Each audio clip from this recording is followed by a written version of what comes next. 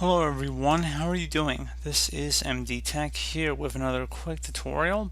In today's tutorial I'm going to show you guys how to resolve if your organization has turned off automatic updates in Windows 10, and this is a frustrating issue. And in today's tutorial I'm going to show you guys how to hopefully resolve this without too much of a hassle.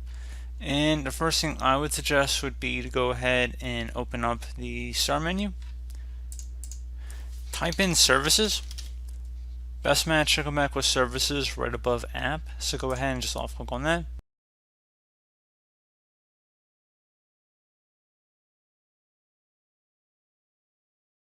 Now you want to first locate the background intelligent transfer service. Double click on that. Set startup type to automatic, and if server status is stopped, you want to start it. And then select apply and OK. And now you want to locate the Windows update service.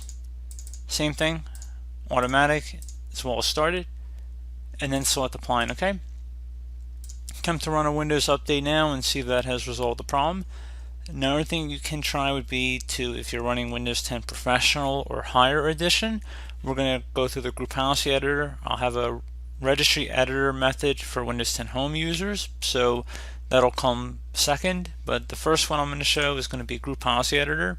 So just type in GP edit, best match, edit group policy. Go ahead and just left click on that to open it up.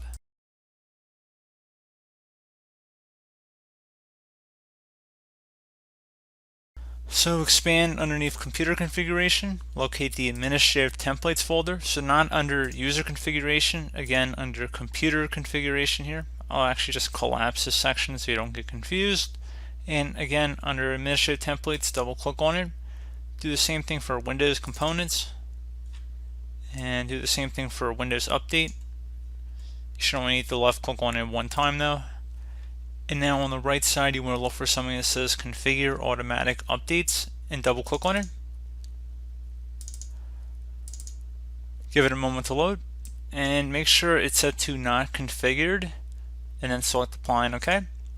So again, configure automatic updates, you're going to double click on that and make sure it's set to not configured. Select OK. If you have to make any changes, close out of here, restart your device, and then attempt to run a Windows update, and that should be about it. Now if you are running a Windows 10 Home Edition, you do not have the group policy editor, so you're going to have to go through the registry, which is going to be a little bit more complicated, but hopefully shouldn't be too bad. And that's going to entail us opening up the start menu, type in regedit, R-E-G-E-D-I-T. Best match should come back a registry editor. You want to right click on that and then select run as administrator. If you receive a user account control prompt, select yes. Now before you proceed in the registry, I would highly suggest you create a backup of it, so if you ever need to go back, it's easy enough to do. And in order to create the backup, it's very simple. Just left click on the file tab, select export. File name, I was just naming it the date in which you're making the backup. Export range should be selected to all, and then save it to a convenient location on your computer. And if you ever need to import it back in, you would just select file and then import. So pretty straightforward. And now we're ready to begin. So double click on the HK local machine folder. Do the same thing for software. Locate policy, so double click on that. Microsoft, so double click on that one. Should be a Windows folder. Double click on that, and then finally Windows Update right here, double click, and then just left click on this AU folder one time. So if you need to pause the video and take note of our file path up at the top of the registry editor, you are more than welcome to. Each backslash is a different subfolder we've gone under up to this point. Now you want to locate on the right side something that says AU options. If you do not see anything that says AU options, you're going to have to create it. So just right click in a blank area, select new, and then dword 32-bit value. Call it AU options, all one word, and the AUO are all capital, followed by PTIONS. Hit enter on your keyboard. Now you want to double click on it. Now the value data is going to depend on what you want to set it to.